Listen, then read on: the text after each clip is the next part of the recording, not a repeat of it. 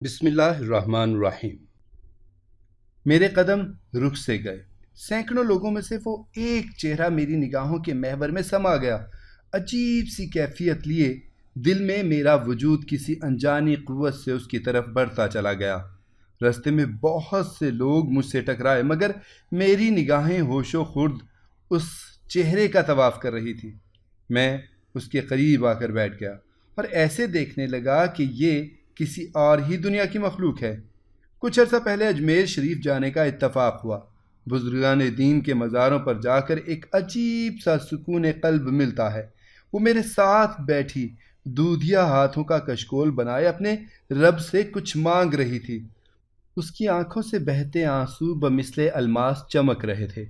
اس کے آنسوؤں کی چمک میں یہ بات واضح تھی کہ اس لڑکی کو کوئی صدمہ ہے، جس کی وجہ سے یہ سچے من سے اپنے رب سے دعا گو ہے۔ اس کے شبنمی آنسوؤں میں یہ بات واضح تھی کہ اسے سچا عشق ہوا تھا۔ اس کے چہرے کی معصومیت، جھیل سی گہری آنکھوں سے بہتا پانی، لبوں پہ کسی کو پانے کی آرزو، چہرہ ایسا کہ 14ویں کا چاند ہو۔ مجھ پر ایک عجیب سا سکتہ طاری تھا۔ عمر میں وہ شاید 20 یا 22 برس کی ہوگی۔ میرے من میں بہت سے سوالات جنم لیتے اور کافور ہوتے رہے۔ کچھ دیر کے لیے سکوت نے ایک ایسا سما بنا رکھا تھا کہ جیسے صدیوں سے وقت یہیں تھم چکا ہو، آبشاروں کا پانی ٹھہر چکا ہو۔ اس قدر سکوت کہ اپنے بدن میں ہوتے ارمانوں کے قتل کی آہو پکار سنائی دے، اس قدر ہولناک چیخیں کہ سماعتیں پھٹ جائیں۔ وہ اپنی دعا مکمل کر چکی تھی۔ اس کو دیکھ کر یوں لگا کہ وہ جانے کس جہاں سے لوٹ کر واپس اس دنیا میں آئی ہو۔ دوران دعا اسے یہاں تک معلوم نہ تھا کہ وہ خود کہاں موجود ہے۔ اس کے دائیں پہلو میں بیٹھا میں اس کی ہر ایک ادا میں محو تھا، میرے لب حرکت میں، اور بے ساختہ میں نے پوچھا، کون ہے آپ؟ کیا پریشانی ہے آپ کو؟ میرے یہ الفاظ سنتے ہی اس نے چہرہ میری طرف پھیرا اور پلکیں اٹھائیں۔ اس کے چہرے پر معصومیت تھی، نگاہوں میں میری ذات کو لے کر سینکڑوں سوالات تھے۔ اس کی بھیگی پلکوں میں اپنا عکس واضح دیکھ رہا تھا میں۔ چند لمحوں کا سکوت ہم دونوں میں دیوار کی طرح حائل ہو گیا۔ آخر اس کے شربتی لب ہلے۔ میں اسی مزار پر رہتی ہوں۔ اس کے بھیگے لہجے میں الفاظ مجھے اور بھی تشویش زدہ کر چکے تھے۔ میرے بدن میں ایک عجب سا جھماکا ہوا۔ یہ حسن پری مزار پر، اور وہ بھی مستقل رہتی ہے؟ بات حیران کن تھی۔ میرے من میں اس کے بارے میں جاننے کی ایک ننھی کونپل نے جنم لیا۔ بے ساختہ میں نے کہا، کیا آپ مجھے اپنے بارے میں کچھ بتائیں گی؟ جھکی پلکیں ایک بار پھر سے اٹھیں اور اس نے مجھے دیکھا۔ اشکوں کا سیلاب تھا جو شاید بہنے کو منتظر تھا کب سے۔ وہ زار و قطار رونے لگی۔ اس کے بھیگے لہجے میں درد تھا، ایسا درد جسے کوئی اہل دل ہی محسوس کر سکتا ہوگا، ورنہ آنسو تو خوشی میں بھی نکلتے ہیں۔ بے زبان آنسو دل کی آنکھ رکھنے والوں کے لیے بہت کچھ کہہ جاتے ہیں۔ ان سنہری موتیوں کو پہچان ہر کوئی نہیں کر سکتا، بلکہ جوہر درد شناس ہی کر سکتا ہے۔ بھیگے لہجے میں اس نے کہا، آپ میں مجھے کچھ اپناپن دکھائی دیتا ہے، ایک ایسی کشش محسوس ہوتی ہے جس کو اپنے پن کا نام دیا جا سکتا ہے، شاید ایک رمز شناس آپ سا ہی ہوتا ہے۔ میں اس کے الفاظ سن کر ششدر رہ گیا۔ ہم دونوں مزار کے صحن میں آ کر بیٹھ گئے۔ دنیا سے بے خبر میں اس کے دلکش سراپے میں کھو چکا تھا۔ اس نے اپنی کہانی شروع کی۔ میری سماعتیں اس کی طرف متوجہ ہو گئیں۔ میرا نام تانیہ ہے، پیار سے سب مجھے تانی کہا کرتے تھے۔ میرا تعلق کوئٹہ سے ہے، پاکستان کا خوبصورت ترین شہر۔ بچپن سے ہی والدین کا بے حساب لاڈ پیار ملا۔ میں 2 بھائیوں سے چھوٹی اور والدین کی لاڈلی تھی۔ بھائیوں نے تو بچپن سے ہی پڑھائی کو خیر بات کہہ دیا تھا۔ اب زمینوں کی تمام تر ذمہ داری ان کے سپرد تھی۔ میرے ابو جبران خان اثر و رسوخ والے آدمی تھے، سیاست سے ہی ان کو فرصت نہ ملی تھی۔ مجھے پڑھائی کا بے حد شوق تھا۔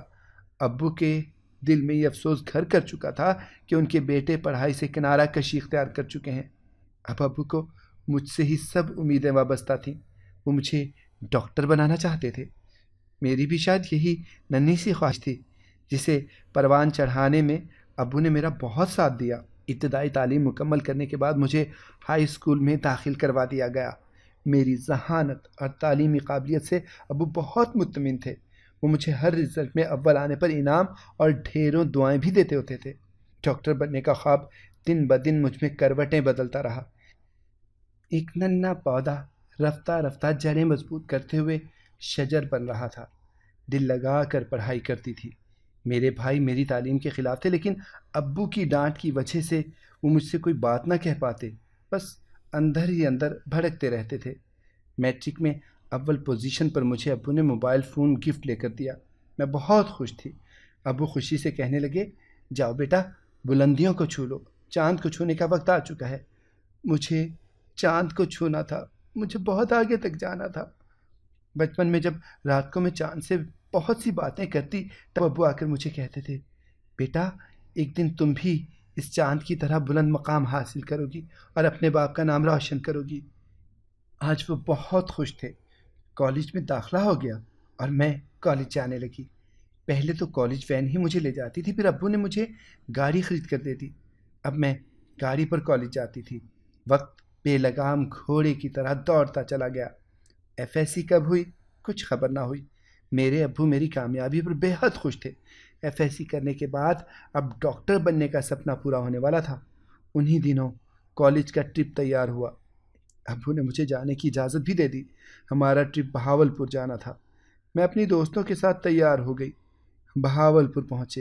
یہ ایک بہت بڑا شہر تھا، صحرائی اور نوابی علاقہ تھا۔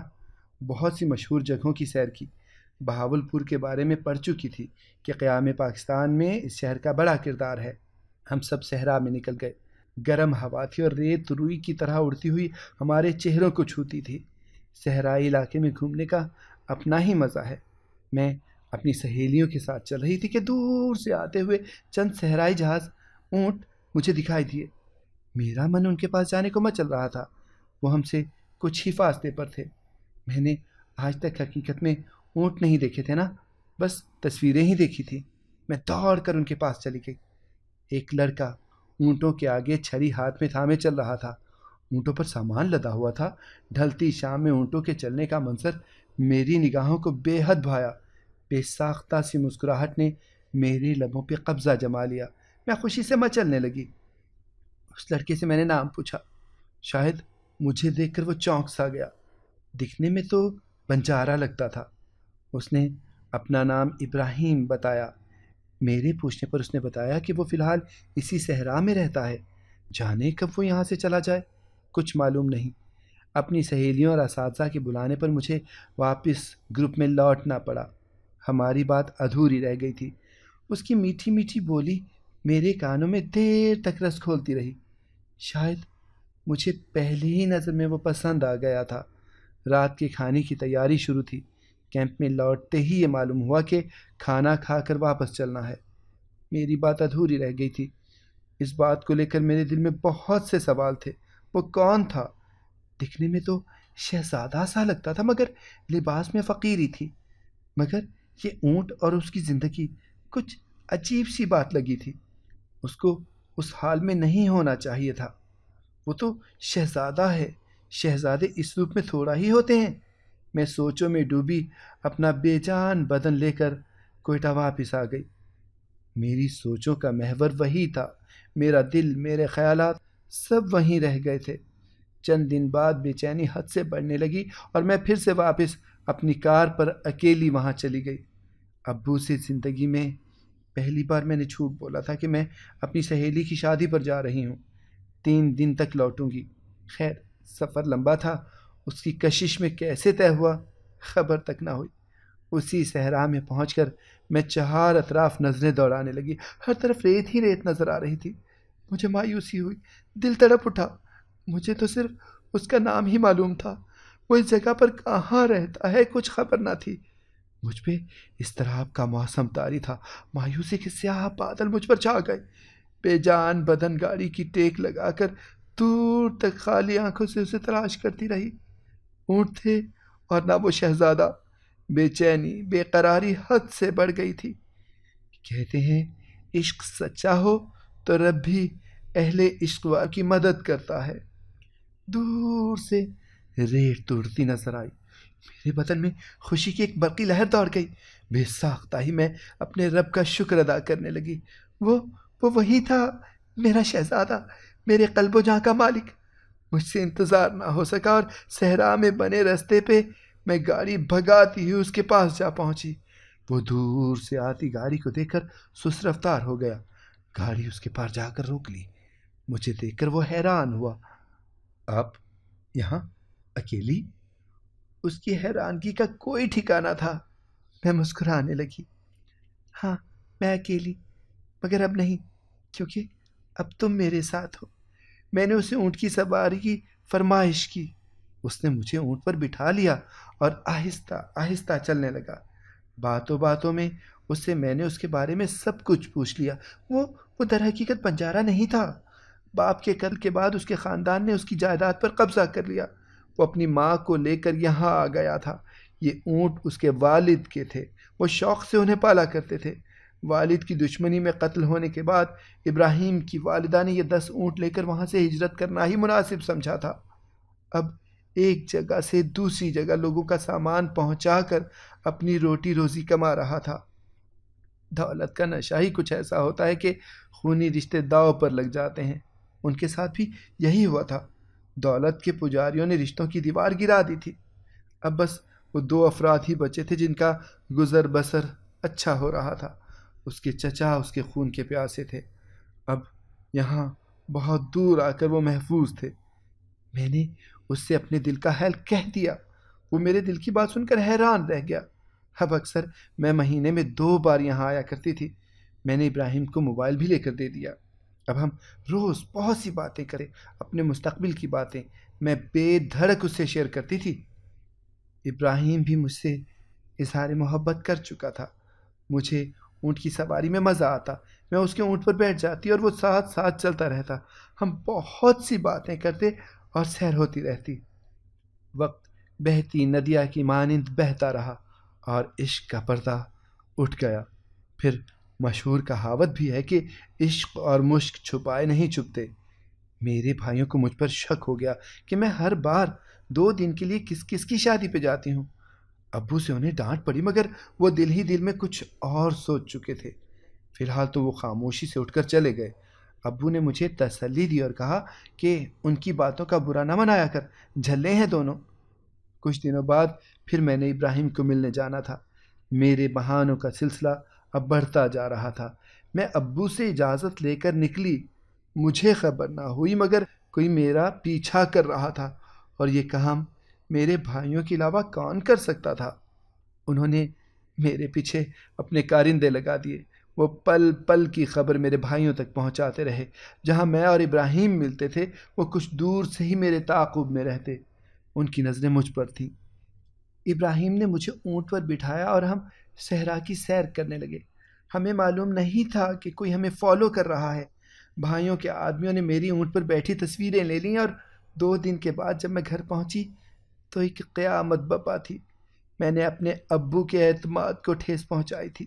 بھائیوں نے مجھ پہ تشدد بھی کیا۔ میری تصویریں امی اور ابو کو دکھا چکے تھے، جس میں ابراہیم بھی واضح نظر آ رہا تھا۔ پوچھنے پر میں نے ابو کو سچ سچ بتا دیا کہ میں اسے پیار کرتی ہوں، اسی سے شادی کروں گی۔ اس بات پر بھائیوں کے ساتھ ساتھ ابو بھی بھڑک اٹھے۔ کافی ڈانٹ اور مار کھا کر مجھے ایک کمرے میں بند کر لیا گیا۔ موبائل بھی لے لیا تھا۔ صرف ایک نوکرانی ہی مجھ سے مل سکتی تھی، جس کی ڈیوٹی مجھے کھانا دینے تک محدود تھی۔ باقی گھر والوں نے مجھ سے ناتا توڑ رکھا تھا۔ نازوں پری نازک حالات میں تھی۔ بھائیوں نے ابراہیم کا پتہ لگا لیا۔ اسے ایک بنجارہ سمجھتے رہے۔ مسئلہ ذات پات کا آ رہا تھا۔ ہم پٹھان اور وہ ایک بنجارہ؟ حقیقت تو صرف میں ہی جانتی تھی نا۔ میرا دم گھٹنے لگا تھا۔ سارا دن ایک ہی کمرے میں بند رہنے سے کوفت ہوتی۔ ایک ٹی وی کا ہی آسرا تھا۔ بس سارا دن کبھی کوئی چینل دیکھتی تو کبھی کوئی۔ اسکرین پر آنے والی تصویر ابراہیم کی تھی، اور پٹی میں لکھا رہا تھا ایک بنجارے کا بے رحمی سے تشدد کے بعد اغوا۔ پولیس تفتیش کر رہی ہے۔ مجھے فوراً اپنے بھائیوں کا خیال آیا۔ انہوں نے ابراہیم کو اغوا کروایا تھا۔ میں نے غصے میں آ کر کمرے میں پڑے کچھ شو پیس توڑ ڈالے۔ بہت روئی مگر میری آہ پکار سننے والا کوئی نہ تھا۔ جانے ابراہیم کے ساتھ میرے بھائیوں نے کیا سلوک کیا ہوگا؟ ایک ڈر میرے دل میں بیٹھ چکا تھا۔ ابراہیم کو لاہور میں پرانی حویلی کے ایک کمرے میں بند کر دیا گیا، لیکن قسمت اچھی تھی کہ وہ وہاں سے فرار ہونے میں کامیاب ہو گیا اور اپنی والدہ کو لے کر جانے کہاں چلا گیا۔ یہ خبر مجھے نوکرانی نے بتائی کہ بڑے صاحب آج بہت پریشان اور غصے میں لگ رہے تھے۔ جس لڑکے کو قید کیا تھا وہ فرار ہو گیا ہے۔ وہ فرار کیسے ہوا یہ میں نہیں جانتی۔ میں نے شکر ادا کیا کہ چلو میرے وحشی بھائیوں کے چنگل سے آزاد تو ہوا۔ اسی فکر میں اب میرے بھائی اور ابو گھر سے نکلے اور اپنے بندوں کے ساتھ ابراہیم کو ڈھونڈنے لگے۔ موقع اچھا تھا۔